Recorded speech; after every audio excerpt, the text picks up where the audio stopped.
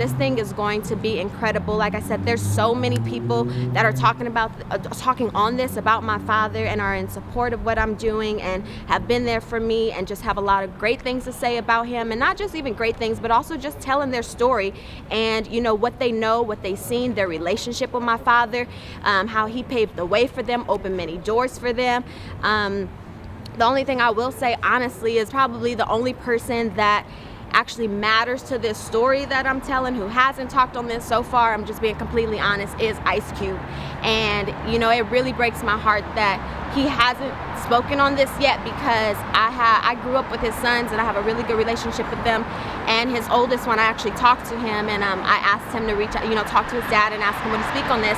And he actually told me that Ice Cube was willing, he was going to do whatever for me, and he was down. And then, you know, since then, when we tried to book him to do the interview, he's been ducking and dodging. And it's weird to me when I see him on doing interviews like Club Shay Shay with Shannon Sharp, some athlete, speaking about my father and, you know, the whole NWA history. But he hasn't really done that for me, and I'm Eazy-E's daughter, you know, like, right. And this is a big special project. Again, there's never been anything like this. You're never gonna get anything like this probably ever again. And even in Straight Outta Compton, it didn't talk a lot about my father. It didn't delve into his life. That was about NWA as a collective and the brotherhood, and it definitely didn't focus on my father's death. And that's what this documentary is. Do you have any, like, suspicions or, like, maybe, like, inclinations of why you think Ice Cube wouldn't talk about it? To be honest, I don't know why Ice Cube wouldn't talk about my dad.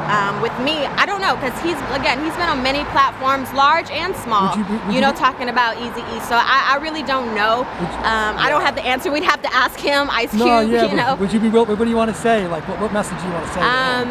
Again, I mean, this is a project I don't think that will ever happen ever again. I don't think anybody else can do this. This is my project. This is what I'm producing. This is my documentary, something I've been talking about for over 15 years. It's my journey to my father's truth. He was more than just the founder of NWA, you know, just how iconic and how much of a visionary he was and what he saw.